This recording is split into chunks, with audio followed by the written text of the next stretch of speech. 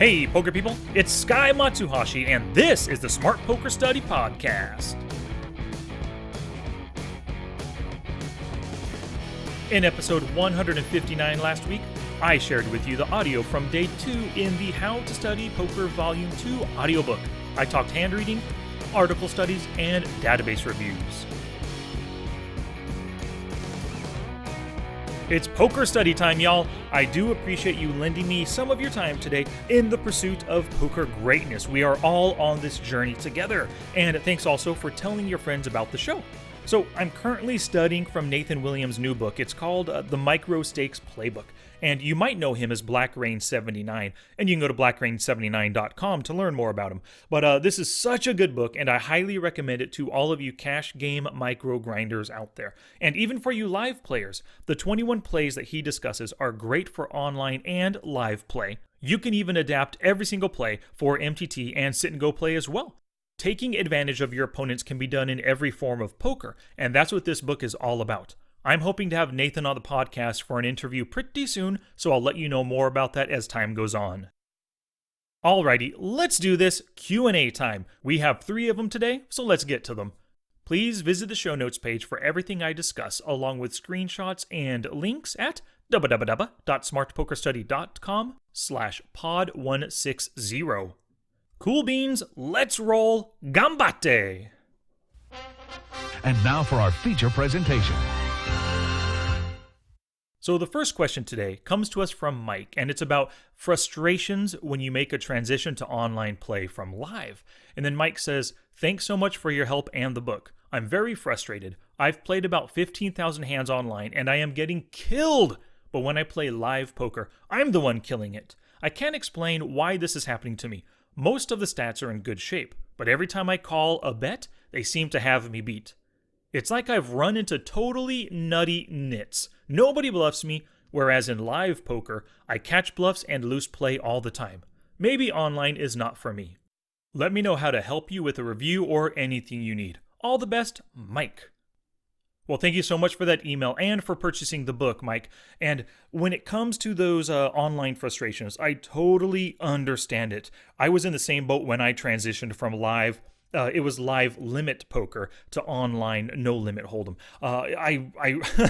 It's terrible. I hate admitting it, but I blew through my first 2 deposits of $600, so $1,200 total. I blew through all of that in just 2 weeks on 2 different sites. And at the time, I really couldn't figure out what was happening. I asked myself, is this game rigged? Are these players colluding against me? And, how can I make money live, but online I'm losing money? I eventually discovered some key ideas that helped me gain control and finally start to feel comfortable playing online, and it led me to start winning like I was playing live. So the first key idea is that play is better at much lower limits. So I was playing bigger stakes live, but I found that online play was the same at super low stakes like 10 NL and 25 NL. You've got to find the sweet spot where your opponents are playing online like they do live.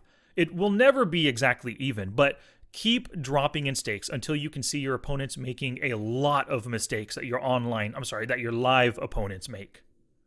The second key idea is that variance can cause big downswings.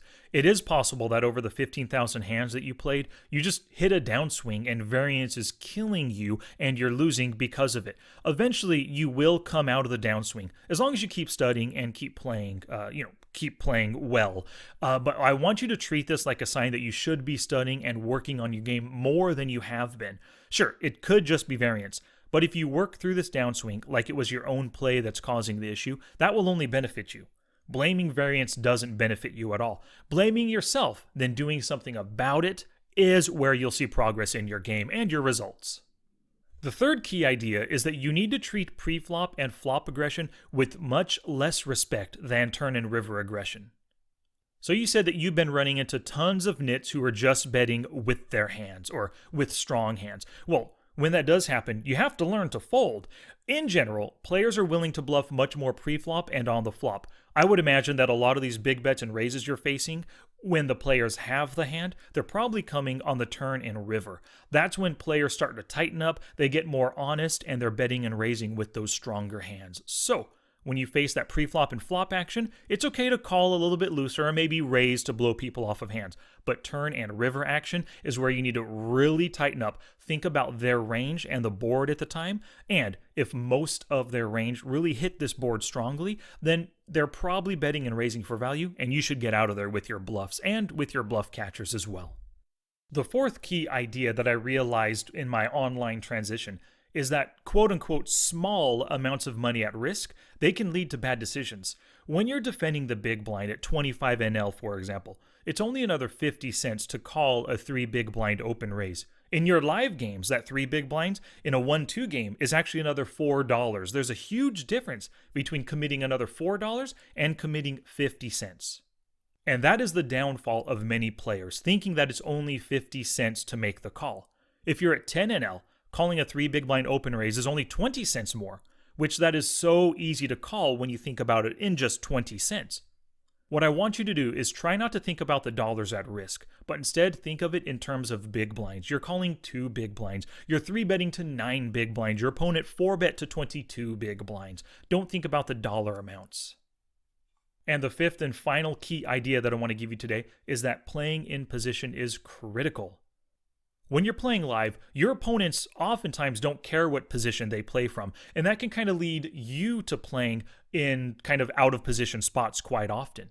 But what I want you to do, especially with online, is try to play in the cutoff and the button as much as possible. If you're going to get more aggressive with 3-bets and open raises, and even deciding to call more often to see the flop, try to do this in position. Don't add too many more hands to EP and MP positions. Also, I want you to treat the blinds with the respect that they deserve and understand that when you choose to play hands in the blinds, you're choosing to give the advantage of position to your opponents. You should have a very good reason before calling out of the blinds. If you catch yourself saying something like, "Oh, it's only 50 cents, I might get lucky with my Jack 5 suited," then it is time to work on your blind play. Alrighty, so those are the 5 key ideas for your transition to online play, Mike. Good luck, buddy. Alright, question 2 comes to us today from Mark, and it's about creating action steps from your studies. Mark says, "Hello, I have had a couple of thoughts on improving my study and would like your thoughts on whether you do something similar. Number 1, when reviewing an article, book, podcast, or video, I will sometimes find something new that I feel can be of benefit to me. When I come across this, I will highlight this in color in my journal. This brings my attention back to this key point when I am reviewing the week's study and play.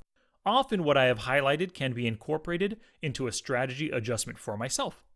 And the second part of Mark's email, "I have just carried out a hand review for an old showdown hand that I could not remember. After the hand played out, I felt I had played the hand very strangely and not how I normally would have played. This led me to wondering if I was on tilt at the time or if I had a good read on the villain that influenced my play in the hand. Unfortunately, I have no idea which of these may have been the case. As a possible solution for this, I feel it may be useful in my cooldown to write some notes against each of my hands that went to showdown. Then in future hand reading sessions, I can use my in-game notes to adjust villains' ranges on reads I had at the time. With regards, Mark." Alright, thanks for that email, Mark, and those 2 points right there. So, regarding point number 1 of highlighting strategies that you could start including, I do the same thing, but I do a little bit more than just highlight it. I create an action step around it and force myself to do it in-game. I'll include it in my warm-up as the strategy focus for the session that I'm about to play. So for example, I mentioned at the start of the podcast that I'm studying from Black Rain 79's new book, which was called The Micro Stakes Playbook. In the book, he discusses how he classifies his opponents between 6 different categories. I've only ever used 4 categories up until now. My categories were lag, tag, nit, and fish. And I like his 6 categories very much, so I made it a strategy goal in my past 4 sessions to label each of my opponents with one of his classifications. And regarding your second point of recording play session notes in your journal, recording cooldowns in your journal can help with this aspect of trying to remember key hands and deviations from your normal strategy. I wouldn't try to take note on every showdown hand, though. Just do the major hands that you remember at the time. And the reason for this is I don't like to take more than a minute or 2 because if I take too detailed of cooldown notes, I'll quickly end the practice because it will start to feel like a chore. But if you want to take a note on every showdown hand, go right ahead. I just make my cooldowns and my journal taking, or my note taking in the journal very short and simple. You could also start recording game tape and save the files for future review, but that's not as easy, although it's more accurate if you take the time to go back and watch the videos in the future. Game tape will show you exactly what was happening at the time of your decision, and if you speak through your thoughts as you play, you'll actually hear yourself saying what you're thinking at the time. Catching big errors like this is really good though, regardless of knowing the exact circumstances or not, so you don't know why you deviated from strategy. But the fact that you caught the mistake, well, hopefully if you take note on it and work to not make that mistake in the future, you'll be better off for it. How to Study Poker Volume 2, it's now available in every single format on Amazon.com, and I'm pretty sure it's available in every country as well, in all three formats, audiobook, paperback, and ebook. It seems that people are really enjoying it, and here are 2 new reviews from some satisfied poker peeps. The first review comes to us from Al Spath, and you probably remember him way back from episode 14 when I interviewed him. He's a poker coach, player, author, all that stuff. So Al Spath said, "This is not a book for the lounge chair at the beach. It's a roadmap to move the average player up an entire plateau playing online poker. You must be able to tell the truth about yourself and reveal your successes and failures so that you can learn from documented mistakes. If you like just playing poker for fun and don't want to take it so seriously as to create yourself a private revenue stream, then recommend the book to those who do not crush online poker. And don't waste your time learning from Sky with a very methodical, proven playbook." Well, thank you very much for that, Al. I do appreciate it. And the second review for today comes to us from Randy. He says, "Sky has done an excellent job again. The first book gives a great outline of how to effectively develop a poker study regimen. A must these days to stay competitive. Volume 2 is this regiment in action. He picks some great topics to analyze in depth and shows firsthand what is necessary using his learning system to gain a deep understanding of what topics you focus on and action steps to improve. Honestly, I look forward to studying now. Much more exciting than banging your head on the wall trying to fix your leaks." Well, thank you very much, Randy, and thanks again to Al. I do appreciate those reviews, fellas. And a couple of quick shout-outs today. They both revolve around Poker Tracker 4. So Randy Strong decided to support me by purchasing Poker Tracker 4 for himself through my affiliate link. And for that, I sent Randy the smart HUD for his own use. So hopefully Randy is now crushing those online competitors, looking to that HUD, reviewing hands, doing hand history reviews, session reviews, all that jazz. And he's using Poker Tracker 4 to improve his game. And Paolo Gaiotto did as well. He already had Poker Tracker 4, but he purchased the Smart HUD for me, or from me. Thank you very much, Paolo. I know that you are killing those opponents now. Randy as well. Thank you guys very much. I do appreciate your support. Alrighty, poker people, back to class. So our third and final question today comes from Jacob, and it's about open raise sizing as well as seat selection. This is what he says. "My question to you is this. I usually open 3 to 4x in MTTs, but I think that this is not a good idea in cash since you want to go post-flop most of the time. Do you think I should change the sizing? And also, I wanted to ask you about table and seat selection. I know that you almost certainly talked about that in some of your podcast episodes, but since there are so many of them, can you please tell me the numbers so I can listen to specific ones? Thank you again. By the way, I have been reading your book and so far it's pretty good. I will leave a review once I finish it." Well, thank you very much for those questions, Jacob, and of course, for purchasing and reading the book. So, regarding the first question, the open raise sizing, yes, you will want to switch up your sizing for cash games. I recommend opening 2.5 to maybe 3.5 big blinds, somewhere in that range. You'll want to use bigger sizing for earlier raises and smaller sizing for later position raises, but you need to test it out and see what works for you. I mostly use 3 big blind opens for all positions. But I will make it smaller in late position as a steal if I think my opponents won't notice the smaller sizing and if they'll fold just the same amount to a 2.5 big blind raise as opposed to a 3 big blind raise. And I'll often use bigger sizes in early position to discourage too many callers. I'll do this if the table is full of calling stations who have position on me. And regarding seat selection and table selection, I've talked about seat selection here and there. You can listen to episode 124 for some good stuff on table selection and the opponents at your tables. I don't have a full podcast on seat selection, at least not one that I can remember discussing specifically seat selection.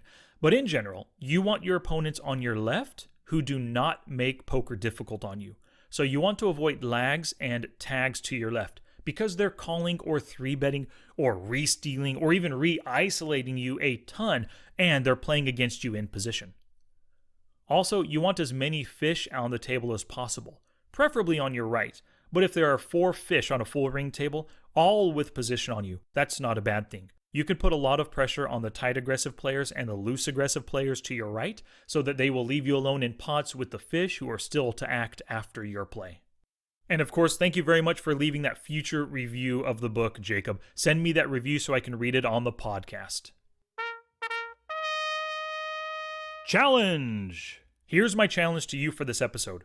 Create an action step for every piece of content that you study.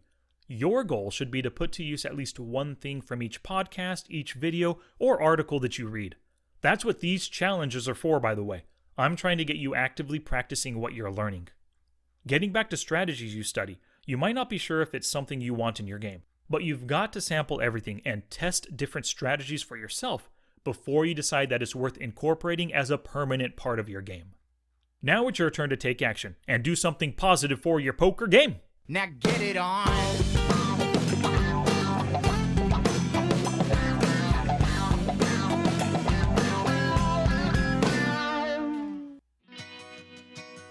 Thank you so much for listening today. If you can type or say the words Smart Poker Study, you can find me on Twitch, YouTube, Facebook, Instagram, Twitter, and now Anchor. And of course, don't forget my 66 days of hand reading currently going on Twitch and YouTube.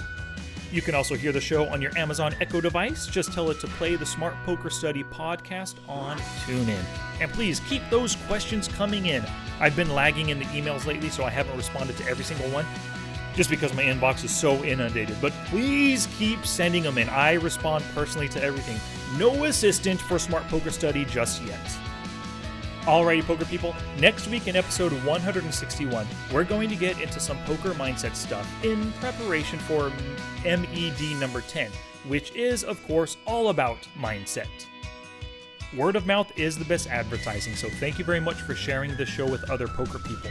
Your sharing and caring is what helps us grow. Until next time, study smart, play much, and make your next session the best one yet. I want it loud as hell. I want the